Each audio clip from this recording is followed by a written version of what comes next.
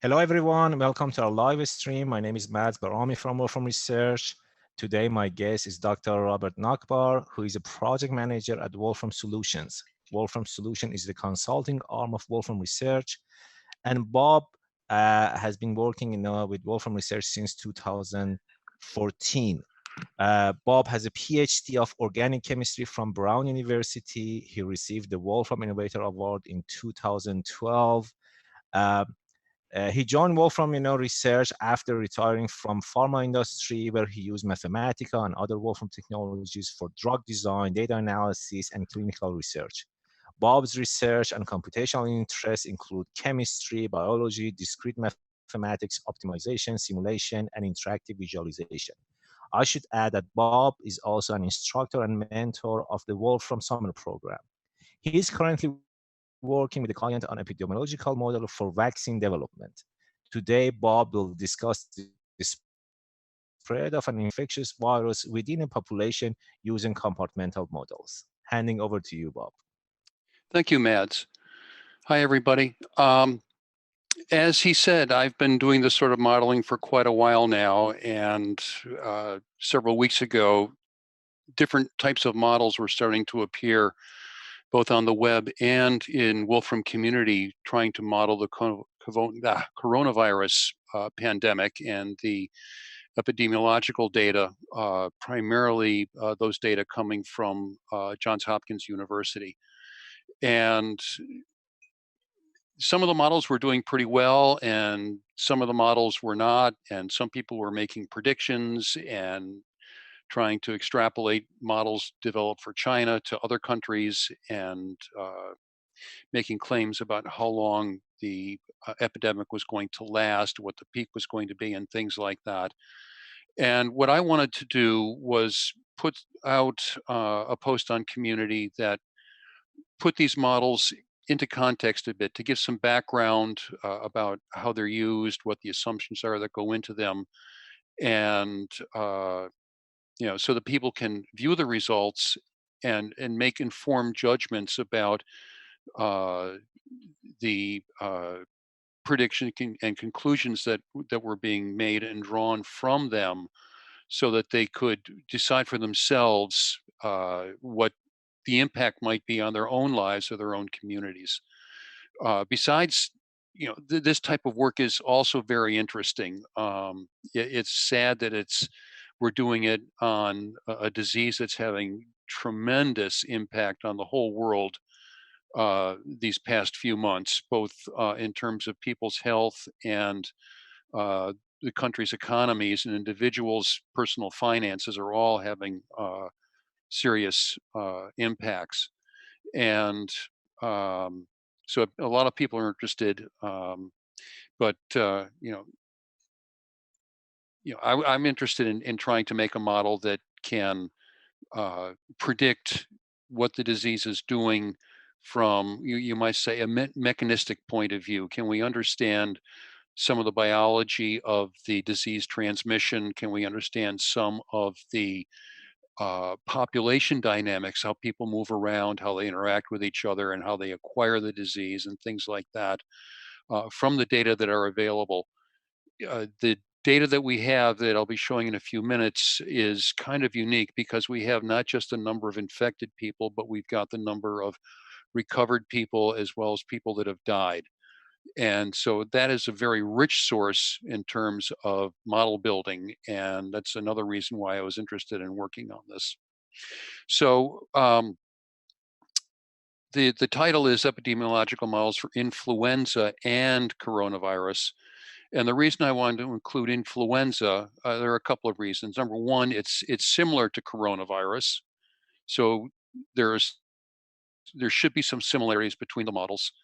And number two, there happen to be a couple of very good textbook data sets that I can use as an example of model building for influenza, and give the viewers and the readers a feel for what goes into building a model on something that we've known about for a very long time. The first really big influenza outbreak was back in 1918, a little more than 100 years ago. And we get it every year. There's seasonal flu every year. And the two outbreaks that I'm using for data were small, well studied. Um, we understood the setting in which they occurred, and we should be able to get a reasonable model out of both data sets. And then from there, we want to go and see what we can do with coronavirus data and build a model for that. And so I will be talking about how one goes about building these types of models, and then how we can extend the model from one disease to another one.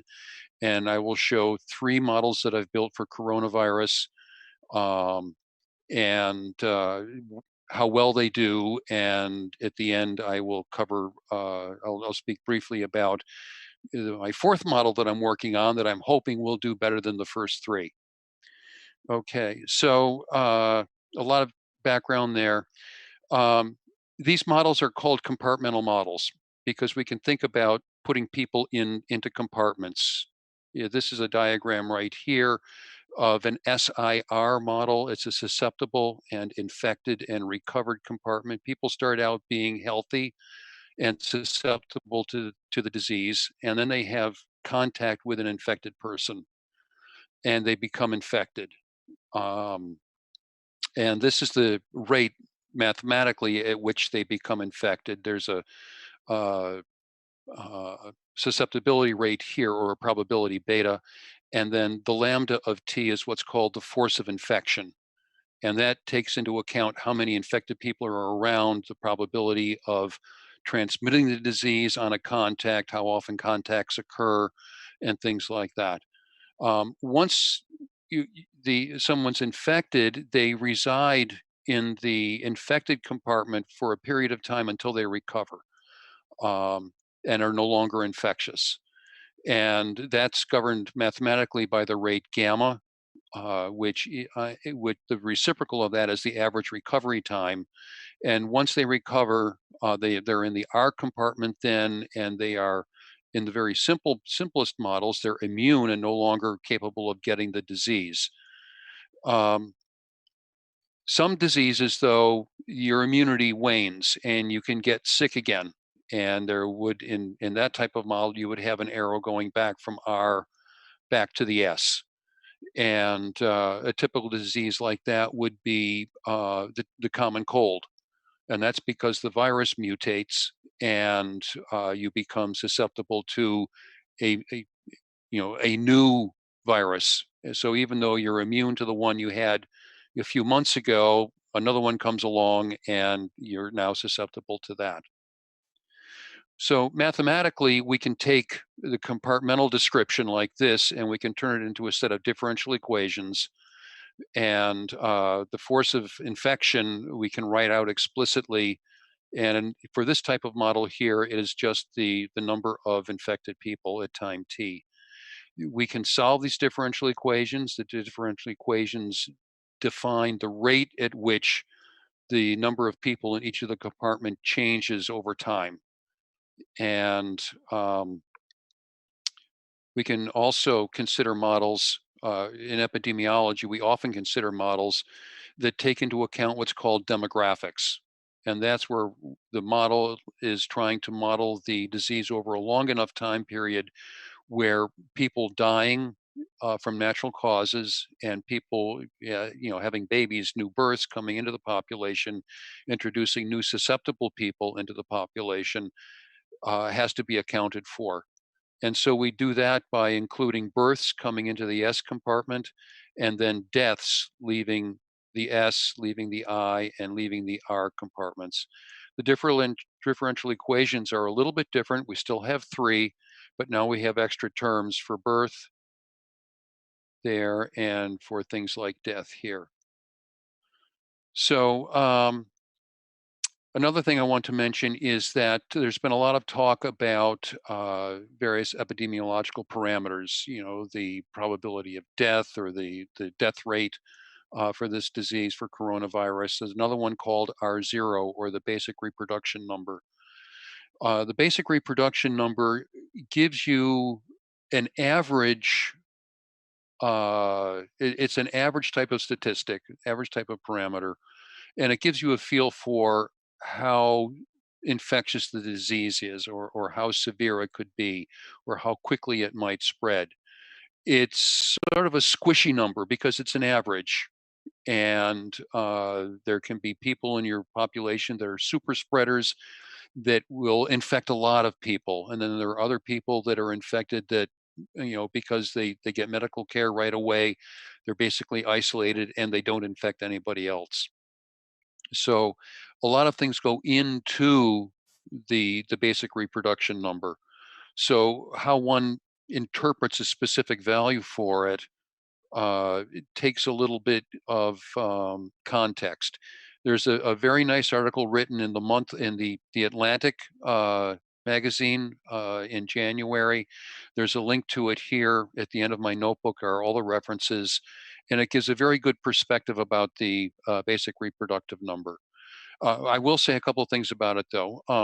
The reason it's used in epidemiology is it is a threshold value.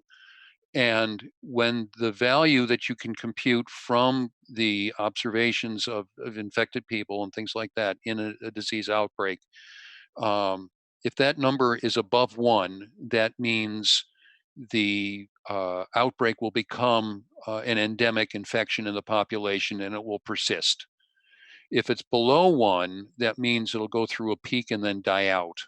And this is certainly what we're trying to do with coronavirus right now. This is what's called flattening the curve, to get that R0 down below one, so that the epidemic in the different countries will die out. Um, Typical numbers, influenza is between 1 and 2. Things like measles might be around 2. Uh, Sometimes you see numbers up around 5 or maybe 6.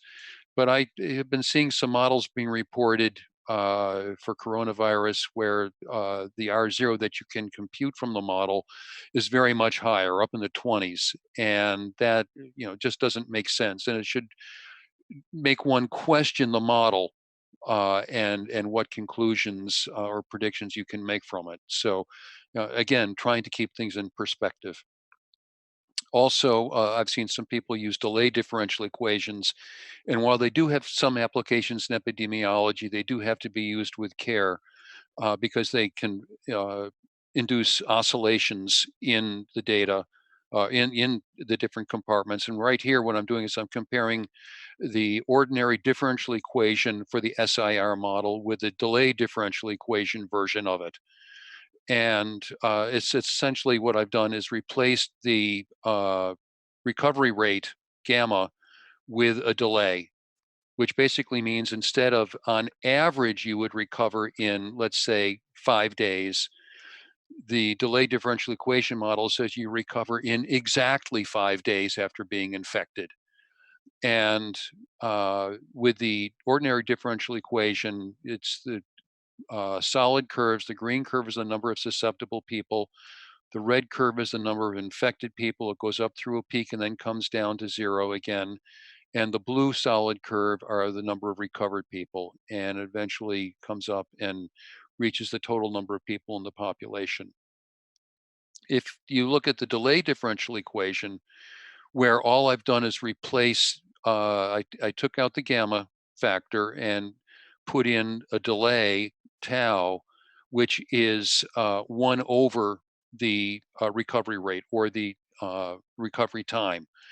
And when you do that, you get a model that's very similar, except that the number of infected people, it goes through a peak and they recover much more quickly because they recover in precisely the number of recovery days, but then it goes negative. And, we can't have negative people. Um, and correspondingly, the number of recovered people goes up above the total number of people in the population, which again is unphysical. So you do have to be careful using these kinds of models. And I have seen some models published on the web where the infected curve does go down below zero. And that means that the model, parts of it might be okay, but as a whole, one has to be careful about using it and drawing conclusions from it. Um, we'll be doing some parameter optimization, but for this talk, I can skip this part here. But you're welcome to look at it. It gives some nice advice about making optimizations work more efficiently. So, as I said, I'm going to start talking about influenza first. There are two textbook cases in the textbook by Marcheva, which is a book on mathematical epidemiology. It's a very good textbook on the field, on the subject. Lots of examples and problems you can do and model with Mathematica and Wolfram language. And she often shows examples doing that in the book. The first example comes from a boarding school. There were about 800 students there, and about two-thirds of them, 512, got sick during the outbreak. It occurred in 1978. It was published in the British Medical Journal, and the number of infected students was shown here in the brown curve uh, over the time period in 1978. And they also reported the number of convalescent students. And I wasn't sure exactly what they meant by that. They didn't describe it. I'm showing it. It's interesting that the curve is offset by about 4 days, 3 or 4 days from the number of students confined to bed. It doesn't go as high, but since I didn't know exactly what they meant by it, I'm not going to include it in the modeling. This does bring out one important factor. We're looking at data that were collected in a retrospective manner. It was not an experiment that was designed to study particular things in the laboratory and collect data that would be able to answer the questions that the investigator had in mind. And the same thing is happening here with the coronavirus pandemic. We're collecting data live, but we didn't design the experiment. We don't have a lot of control over it. And there's been a lot of interventions happening. And so the data are, they reflect a number of different factors operating, and we don't always know what all of them are. So the data that we do have to work with, we have to be careful how we use it. We have to know what our assumptions are about the data and about our model to make sure that we're using the data appropriately with a model. So we can load the data. These are what the data look like numerically that we can use for fitting. The second outbreak also occurred in 1978. It lasted a little bit longer. It lasted about 4 weeks instead of 3. And in this case, there were 578 students at the school who were and a much smaller percentage, only about a third, had gotten infected as opposed to two-thirds with the first school. So we can first look at what's called an SEIR model, and the only difference is that we now have an exposed compartment. And the reason we include this is because we know that once somebody gets infected, they're not infectious right away. There's a small delay while the virus starts to replicate within the individual and before the individual starts spreading new virus particles to people around him or her. And that's called the incubation period. And we have a parameter called zeta for that. And from exposed, you go to infected, and then from infected again to recovered. And we can write the differential equations. There's a package that goes along with this notebook. The link to it is in the notebook on Wolfram Community, so you can get it that way. So it takes the model in terms of a set of transitions and will generate the differential equations for us. We still have to write the force of infection ourselves, but that's not too difficult. Usually it's just the sum of all of the infectious compartments. And in this model, there's just one. Uh, we then use some code to set up some functions that we can give parameters to and change the parameters and then be able to make plots of the number of susceptible, infected, exposed, and recovered individuals. And I have a nice manipulate here that lets us look at that. Again, I'm using green for susceptible. The yellow is for the exposed, red is for the infected, and blue is for the recovered. And we can change the parameter values to try to get the curve to line up with the data points, and we can also see what the effect is on it. So if we increase the the infection parameter, okay, the curve moves to the left. The infection rate, infection happens sooner. If we increase the zeta parameter, which makes the incubation period shorter, okay, we can see it also makes the peak move to an earlier time, but it also makes it go higher.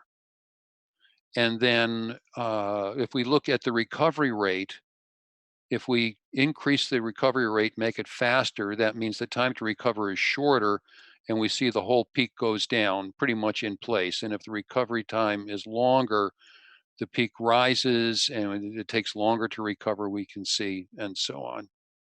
So we can use this to get some rough ideas of parameter values to start to a parameter fitting for the model.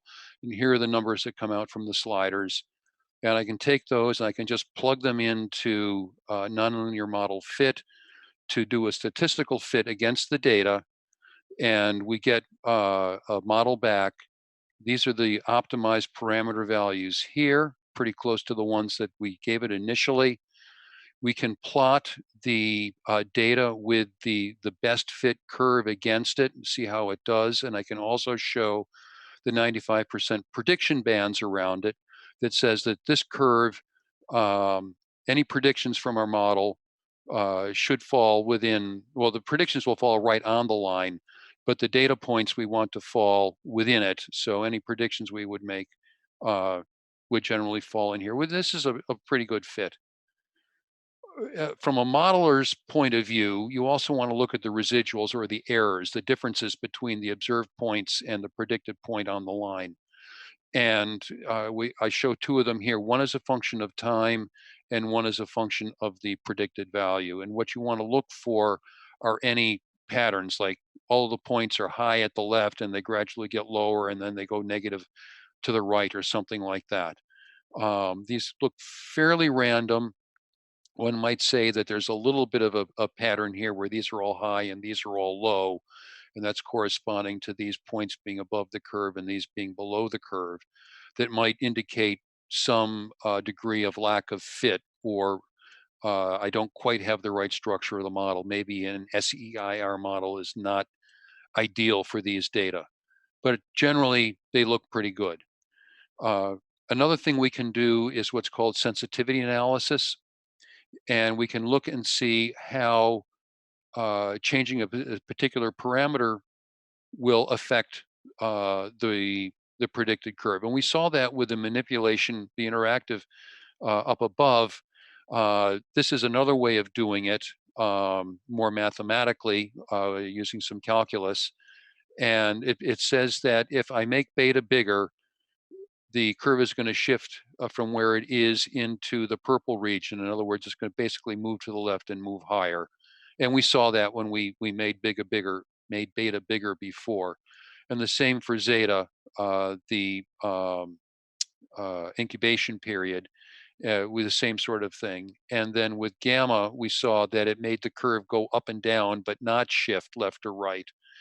And if we make the recovery rate faster, it's going to make the curve go down. And you can think of this as a possible means of intervening with the epidemic to flatten the curve. In other words, if there's a way we can make people recover faster, that they're infectious for a shorter period of time, they'll infect fewer people, and the epidemic won't be as severe. And one way to do that would be to treat them. That's what being able to treat somebody with a medicine to get them over the sickness quickly um, is one way to flatten the curve. Now, for this particular disease, for coronavirus, we don't have that much opportunity right now because it's a very new disease. We don't have any medicines on the market specifically for it. There are people looking at existing medications for various types of related diseases and see if they could be used. It's called repurposing an existing medication for a new indication. And people are actively, looking at that to see if there's something we can do now in the short term to flatten the curve for coronavirus. But looking at sensitivity analysis is one way to help understand how the model can be used to do that, to design an intervention um, that can be beneficial. And then the last thing I want to look at is the epidemic size, and that's how many people in the population actually get sick. And for this influenza outbreak and our particular model, it predicts that everybody's going to get sick. That everybody got the flu, and as it turned out, that's not right. We know that only 2/3 of the students were reported to have gotten sick, and that's this line here, and we can see that it way overshoots. So while the model fits the data that we gave it fairly well with the model, it does not explain everything we know about this particular outbreak. So that's something to keep in mind, that the model is good to some extent, but it doesn't explain everything. The statistician George Box admonished everybody that all models are wrong and some models are useful. And again, this model is inherently wrong, probably in many ways, but it could still be useful. And this is one demonstration of the incorrectness, the perfect, that the model is not perfect. Um, and so that, from a statistician's point of view, a modeler's point of view, a decision or a policymaker's point of view, we have to keep that in mind when we use models to make decisions about either new experiments or some new policy that we need to start in our community to keep it healthy. Okay, we can do a very similar thing with the other data set. The data are a little bit different. And we notice right away that the green curve is susceptible does not come all the way down to zero. And as it turns out, with the second data set, um, we do a little bit better. It predicts, though, that it's going to get up to be 99%, that all but one student gets infected.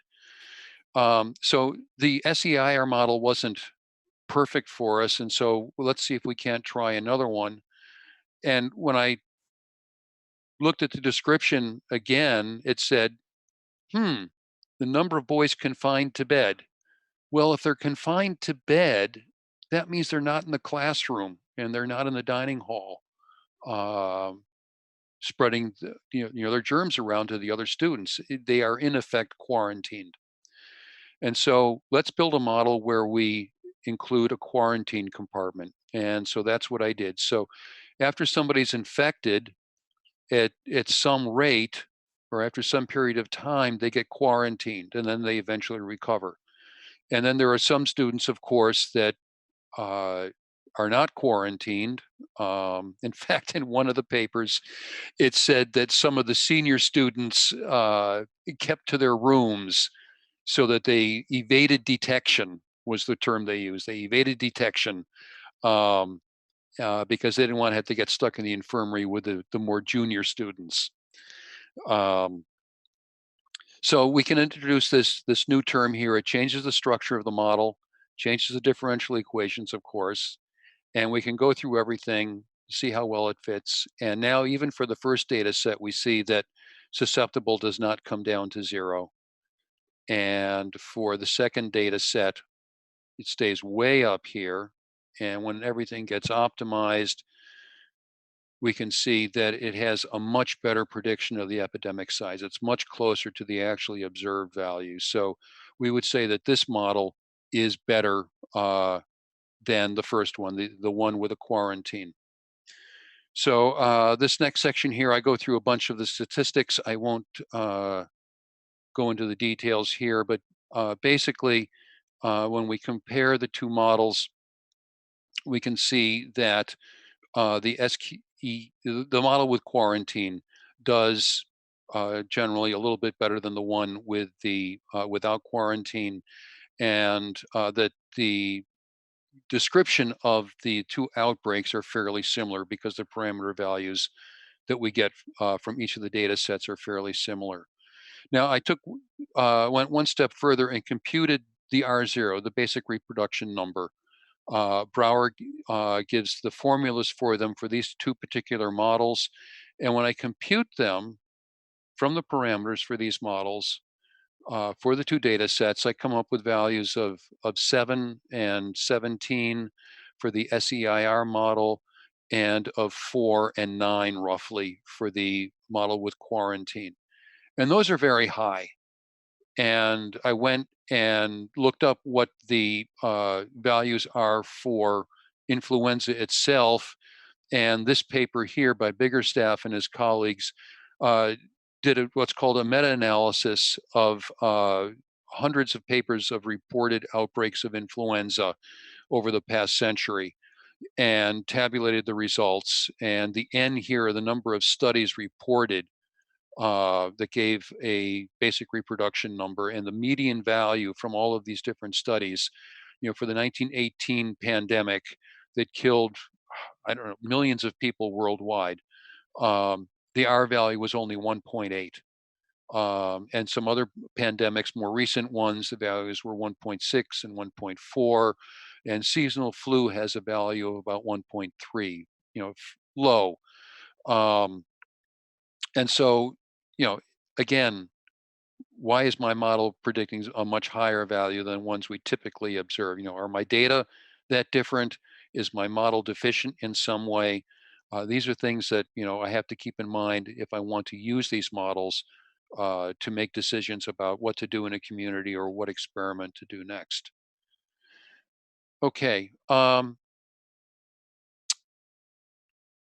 So we can look at it. A few things we could do. Try other models. We could try other methods for computing R0 rather than some that are just formula based. And those are some things that I can look into later on. So moving on to coronavirus now, we do have quite a number of resources available at the Wolfram Data Repository. There is a dashboard on the web for the contributions that various people have made using Wolfram technology about the coronavirus. Some very nice visualization showing the spread of the disease within countries over time. A very nice one was just posted today for what's happening in Spain. And I'm using the data repository to get the epidemiological data for the coronavirus, the number of confirmed cases, number of recovered cases, the number of deaths reported for different countries or states or provinces within those countries. It's updated every day. The data do come from a live data feed from Johns Hopkins University. The data are very high quality, and because we have them in the data repository, they're immediately computable within the Wolfram language. I wrote a function called FitDataWDR that lets me take those data that are time series data and turn them into tables of numbers that I can use for plotting and for fitting my models. And here's an example of the data for the province of Anhui in China. And we can see that in this case here, the data started being collected on the 23rd of January. The outbreak was first reported on the 30th of December. So there's a gap there where we don't have data. But we can see that the epidemic in this area went up through a peak about middle of February, and then came down again. And now it looks like it's essentially over. The recovered curve has flattened out. The number of infected people has gone to zero. The number of people that have died has flattened out. And in this particular area, it's quite low. If we look at China as a whole, we can see that it still hasn't quite finished its course. The city of Wuhan, where the outbreak first occurred, is in the province of Hubei. And here the epidemic has just about died out. And these are the data that I will be using from Hubei because mostly a lot of other people have as well. It's the area that has the most information about the outbreak. And one other thing I will say, the function itself lets me choose which date range I want to take the data on. Since I started doing this modeling about 3 weeks ago, I wanted to keep using the same data set from that time period rather than making it, adding a new set of 3 data points every day, because then I would have a consistent set of data to work with instead of trying to hit a moving target. We can always use the model and see how well it predicts for the data that it hasn't seen yet that are now available. But from a modeler's point of view, we want to, when we've got live data like this, we want to use a consistent set of data throughout the course of the analysis so that number one, we're not trying to hit a moving target. Number two, we can make valid comparisons of how well one model does against another. If I fit one model last week and a new model this week, and I had an extra 7 days worth of data, that could change very much how one model or the other performs, and the comparison between the two would not be, it would be confusing at best. So I'm keeping to just the data up to the end of February in the work that I did. So I wanted to look at 3 different models. The first one was the SEIR model that we saw that we used for influenza, but I added one more compartment for the people that unfortunately died from the disease. And so I had infected people dying at some rate, as well as being able to recover. Now, we know that it's been reported that older people are much more likely to die than younger people, especially people that have underlying issues, for example, diabetes, or if they are on immunosuppressants for one reason or another, or if they smoke. This particular model doesn't take those factors into account. We could, if we had enough information about the individuals, we could take that into account. For example, if we knew what the ages were of everybody for the data, for the reported data, then we could build what's called an age structured model, where we've got more compartments, several S compartments, several E compartments, and so on for the different ages. Or we could do this as a what's called a partial differential equation model, where we've got not just the time variable, but we have the age variable as well. So we're trying to just keep it simple here because, at this point, our data are simple. In this case, I'm using a slightly different force of infection.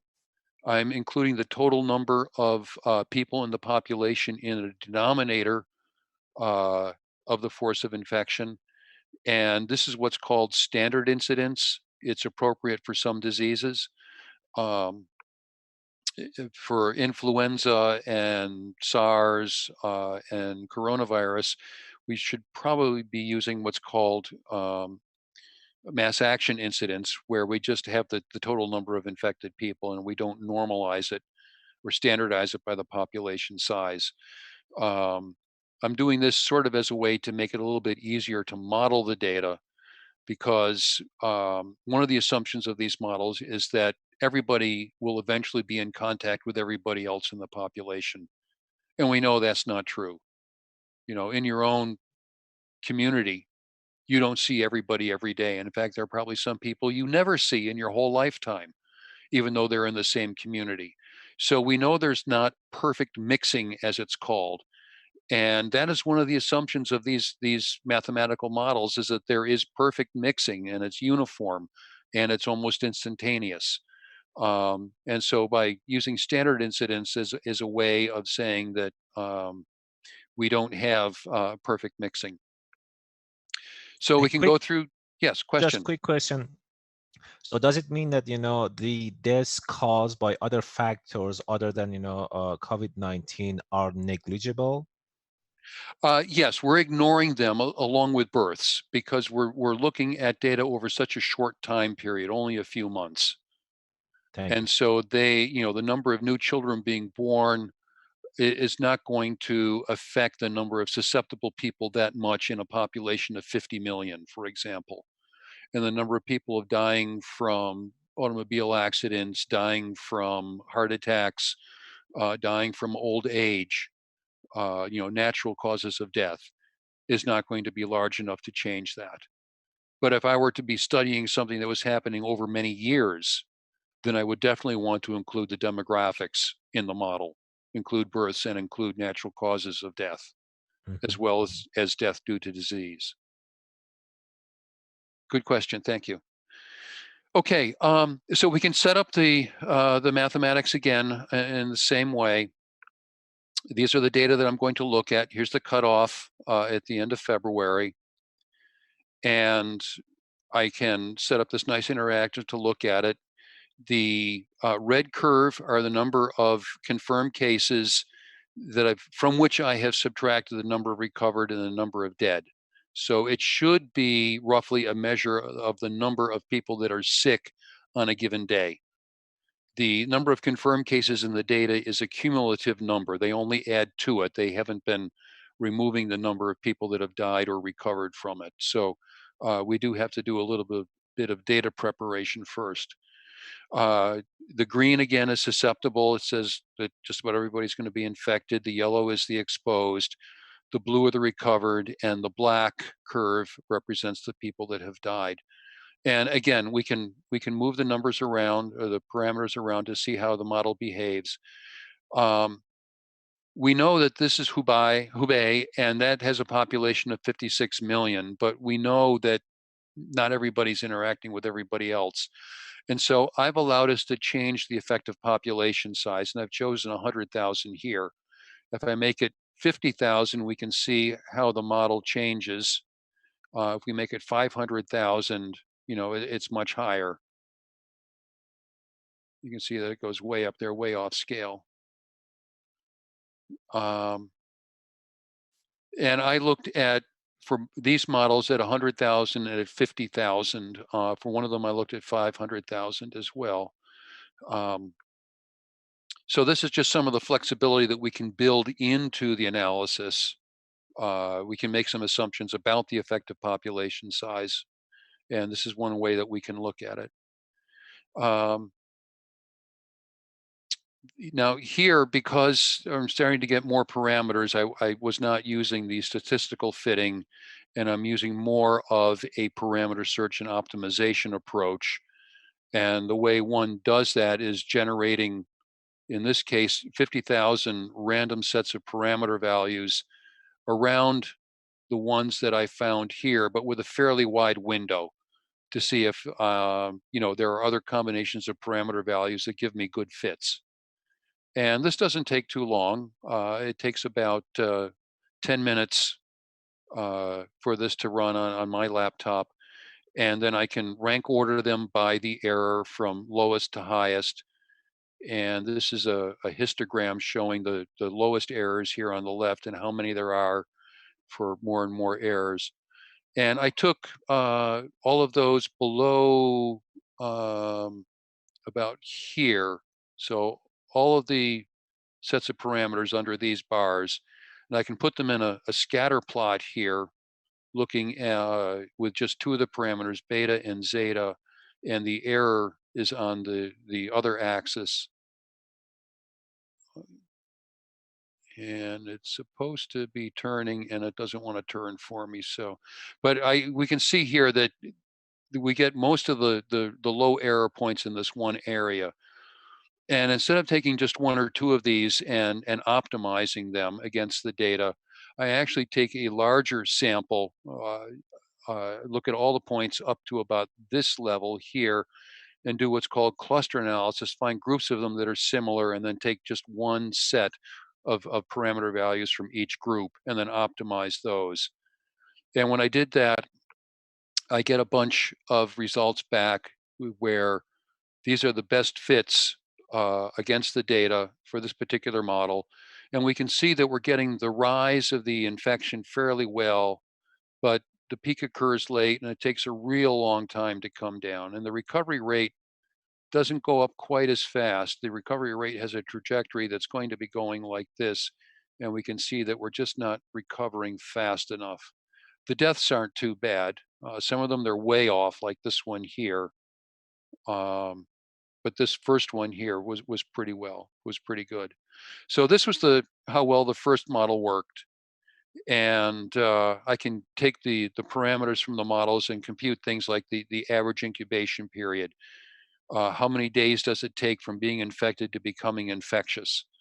And the first model says it takes about a month, and the second model says it takes a few minutes, and some of these even shorter. And these are very unrealistic. So these are models that I would reject. This is a bit on the long side, though. The average length of infection here says it's about a month or 3 weeks, and these aren't too bad from what we've heard being reported in China.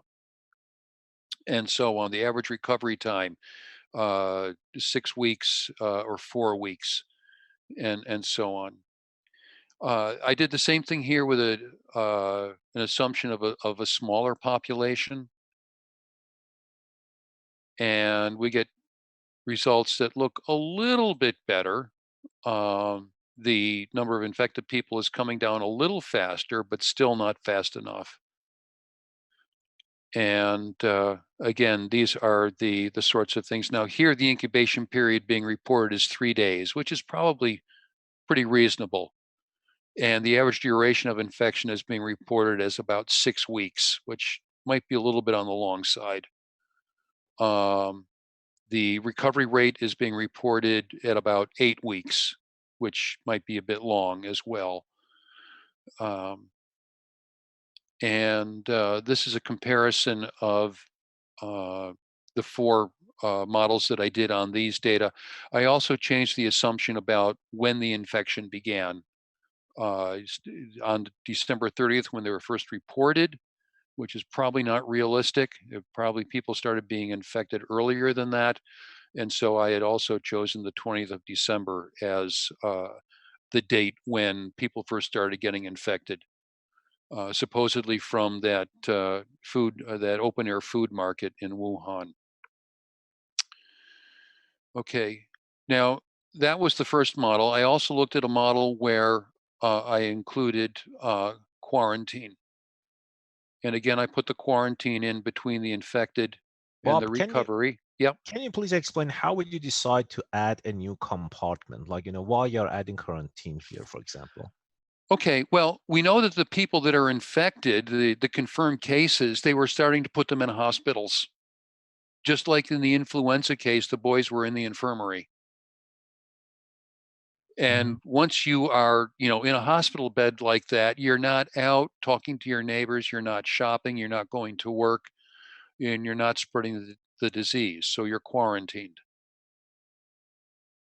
Hmm. Hmm. So now this is saying that, oh, okay, well, at the very beginning of the whole thing, people could be quarantined, and we know that wasn't the case. They didn't start quarantining people, um, you know, until they were sick enough to be in hospitals, and then they started testing people, and if they tested positive, even though they didn't show clinical symptoms, they would put them in these very large emergency hospitals that were built in early February to quarantine them. And, they would have hundreds of beds, thousands of beds in these very large buildings that the Chinese government had erected on an emergency basis, and that we're hoping here in the United States that the Army Corps of Engineers will be able to build in the state of Washington and the state of New York.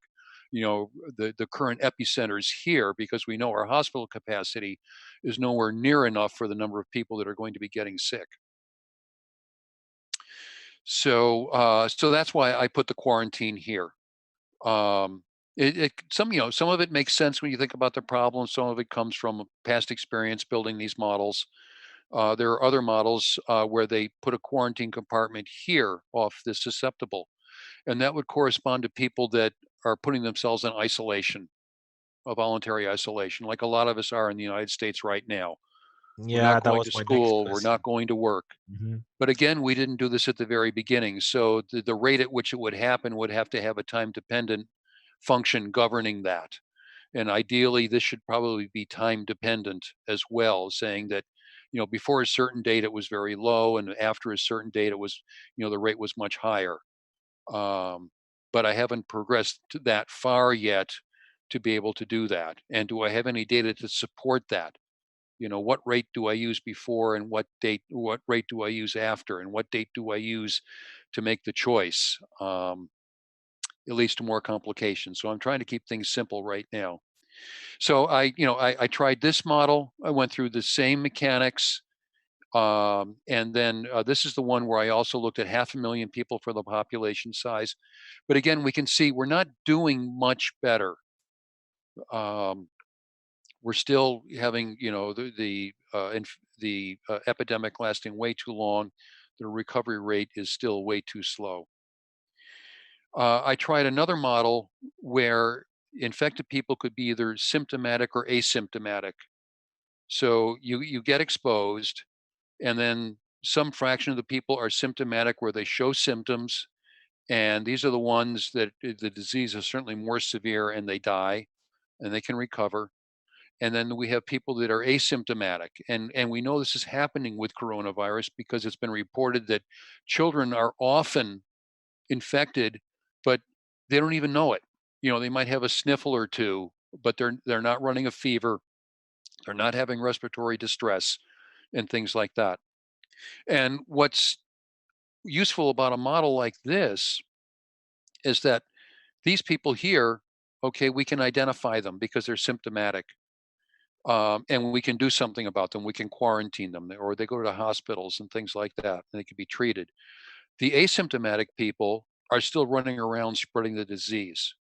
And we know this is happening. In fact, the estimates are in the United States that for every person that's infected and in the hospital or under care or self quarantined at home because it's not too severe for them, there are 5 more out there in the public that are infected, but they don't know it.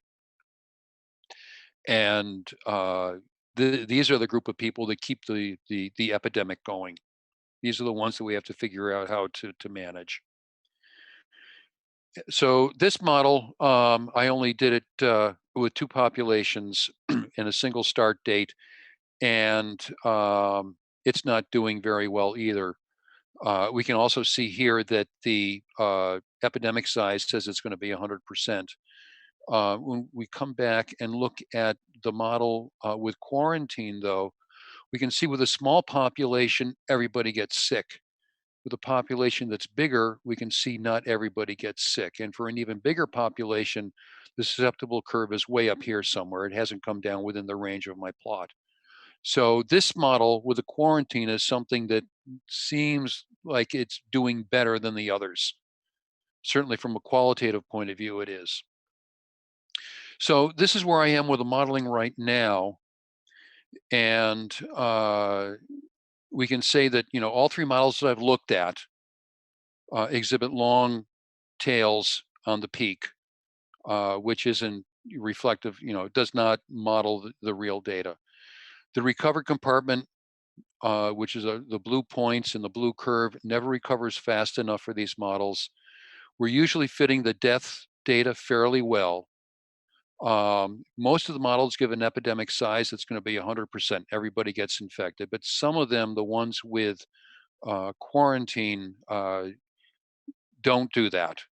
So there's some hope there that variations of those models with the quarantine compartment, we can find a way to improve those so that they're more realistic. And obviously, more work is needed. So some of the things that I'm looking into now, people, as I mentioned earlier, put a quarantine compartment right off the S compartment. These are the isolated people right away. Um, and it still has quarantine compartments. This is a model by Coburn that was published a few years ago. Uh, just as a way, they were talking about a number of ways of introducing quarantine into a model. We also have the quarantine compartment that I was using, the one off Q and then going to R, excuse me, off infected through Q to R. Gia et al. Published on coronavirus this model just last week. And it's got the susceptible compartment like us. It's got a quarantine compartment here, like Coburn's models. It's got the exposed. It's got infected people and recovered. These infected people are the ones that are symptomatic. It also has a group of asymptomatic people here. So it is, in a sense, combined two of my models and added this other compartment here. It's got a compartment. This is not the dead people, but these are the diagnosed people. And this I thought was a nice innovation as well, that people that are symptomatic, they get identified because they come to the hospital. They are now diagnosed. They're part of the number of confirmed cases. And the recovered here would be the recovered cases that are reported. And in their model, the asymptomatic people can also be recovered and be counted here. The people that die are represented by this arrow and this arrow here. We've had a compartment in our model so that we could actually count them. Uh, I took the equations that they published for their model, and they also published all their parameter values, which was very nice. And I was able to simulate their data. And they only showed in their paper the red points, okay, for the confirmed cases, and they showed the red curve against it, the number of diagnosed people. They did not show in any of their plots the recovered people from the data, and they were using the Hopkins data, by the way, nor the dead data, the dead people, and nor did they show what the model predicted for recovered and for dead. For the deaths, they're not too bad. They're reporting it high by maybe a factor of 3. Um, but the recovered people, they're saying the recovery rate is very, very fast, much faster than the actual recovery rate. So this gives me pause about at least their very specific parameter values for their model. The model could still be very useful for its structure. And so I've got a model that's similar. Okay. I've got two different recovered compartments. The people that are been diagnosed and then recover, we've got data for those, and these are I'm keeping here. The asymptomatic people that recover, we don't have a count of those. Those are people that weren't sick enough. They did recover, but we don't know, how fast they did or anything like that. So they're hidden from view. They're included in the model, but I don't have data uh, to parameterize against them. They shouldn't be included in this count here. So I've kept them separate. So this is one way, you can build your model to match the structure of your data better. So this is the model that I'm working on now. I haven't gotten very far yet, but hopefully by the end of the week, I will have something to post to add to my community post about it and to see how well it does. Somebody had also suggested to me that because of the data that I'm using from the city of Hubei, excuse me, the province of Hubei, because the government there has been doing a lot to try to control the epidemic there, flatten the curve. Maybe my data are too heterogeneous or idiosyncratic to use for these models that assume a lot of homogeneity about the data and the movement of individuals, and that maybe I should be looking at another province or country, for example, South Korea, where things were done in a fairly consistent manner throughout the whole time course of the epidemic. In other words, people were being tested almost from the very beginning and isolated, and a much more uniform set of circumstances surrounds those data than in China, for example, or maybe in Italy or the United States, where things are happening, faster in some areas and slower in others in terms of government or community responses and things like that. And all of these things, of course, have an effect on the data available that we can use to model. And if we have enough information, we can adapt the model to explain or to try to behave the same way, to have the same temporal features in them as was actually happening on the ground. Mhm. So this brings me to the end. It's the top of the hour, and Yes. I've got a full set of references here with links, as well as code for initializing everything to set it up so that if you want to play with these data and play with my models, you're more than welcome to. It's available on the Wolfram Cloud. So you can make a copy and use it with your own cloud account or download it to your desktop and use it with Mathematica. And thank you for your attention. Thank you, Fob, for the great lecture. I should mention that, many of our users on the Twitch channel, Steve and others, they gave us very positive feedback and they found your lecture very, very useful and helpful. Thank you. Just one quick question, because, we receive, this kind of questions many times. How serious we should take the prediction of these models? My models, I would not use to predict anything yet. Mm-hmm. Now, there are Mm-hmm. some other models out there that fit the observed data very well. And from a data fitting perspective, from a curve fitting perspective, they're very useful. They can say that, okay, the peak is, we're going to get a maximum of, 60,000 people being infected. And the peak is going to, it's going to take 3 weeks to get to the peak. And after 7 or 8 weeks, it's going to be over. And for predicting things like that, they're very good. Mm-hmm. Now, the mathematics could be strictly statistical. Okay, you could be fitting this with a set of polynomials Mm-hmm. instead of differential equations. And if all you want to do is predict the number of sick people, how long it's going to take, and things like that, that's perfectly adequate. And in fact, in clinical studies, a lot of the models that they use to study the effectiveness of a disease, they're really doing that. The models are not built based on the underlying biology so much as to be able to test hypotheses about a treatment. Is this treatment better than no treatment, or is this treatment A better than treatment B? Mm-hmm. And the analysis, the statistical analysis, and the clinical study are set up so that they can answer that question with confidence.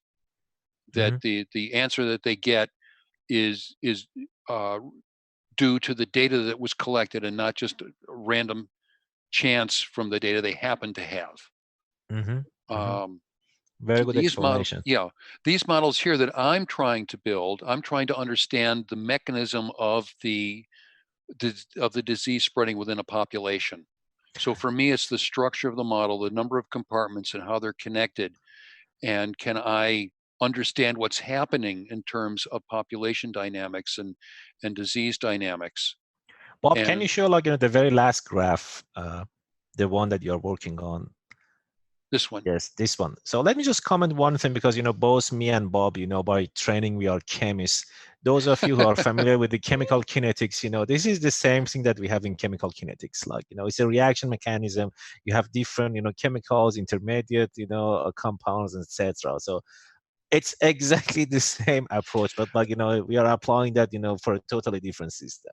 Yes, that's one thing that's really that I've loved about mathematics is that you can use the same math on many different types of problems.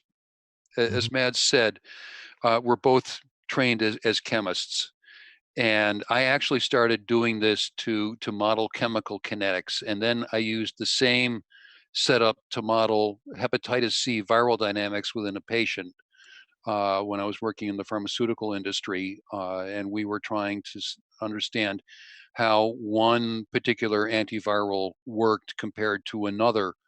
The level of the virus in the patient's blood changed over time as they were being treated, and the Mm-hmm. different medicines that were being used were blocking different parts of the viral enzymatic machinery, and we would get different shapes of curves, Mm-hmm. and we were trying to understand that uh, using exactly the same kind of math.